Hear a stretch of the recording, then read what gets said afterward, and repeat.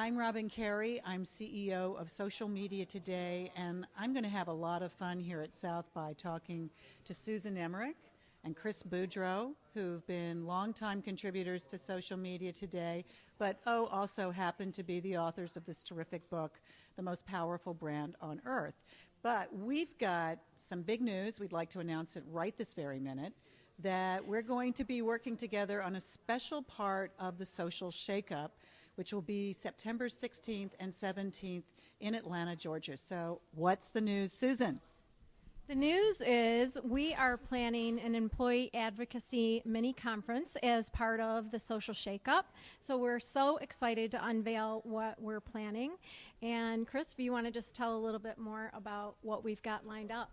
Yeah, sure. So on the Monday, which is I think September 15th, before that, we're going to have a half day focused on employee advocacy programs and the people that are either designing or trying to run those. So very focused sessions around measurement, strategy, legal and regulatory issues, and all of those kinds of things, as well as bringing together all of the vendors, and it's a large and growing list, who are in that space to make them available to the practitioners so that they can get a quick but very effective kind of overview and understanding of what those vendors are doing in that space. So hopefully it'll be a good half-day kickoff to what will certainly be a fantastic conference with Social Shakeup in Atlanta. So we're looking forward to it and thrilled that Robin, you and your team have been so fantastic to work with. So thank you for partnering with us.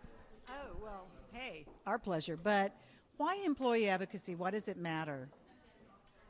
You hear a lot about employee engagement and really how that helps to drive the customer experience.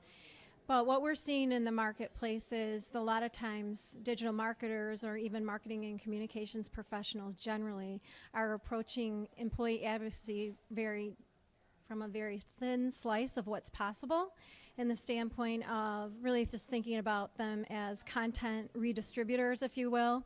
There's so much more to it than that. There is the ability to tie true ROI to outcomes of individuals. There's also the whole notion of trusted expertise being shared and how much more powerful that can be in terms of supporting your brand goals and objectives. So there's a big opportunity to educate and help people think more broadly about what's possible with advocacy.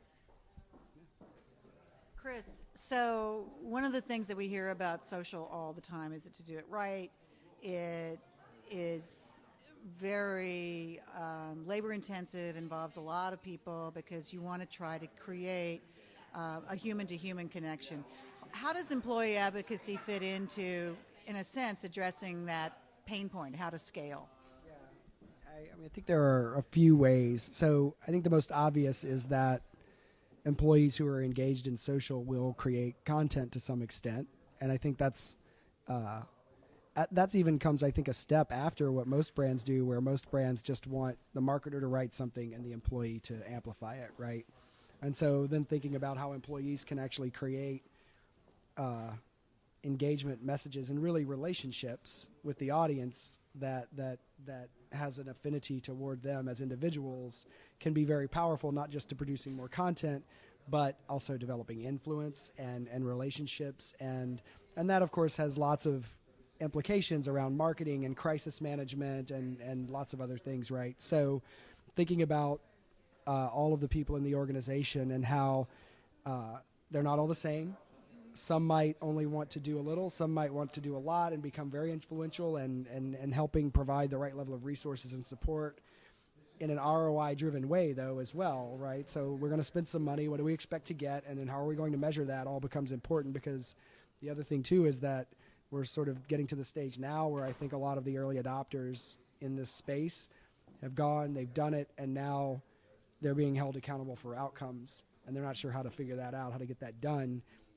Which I think is great, because that's going to drive all of these programs to become much more valuable in the end, right?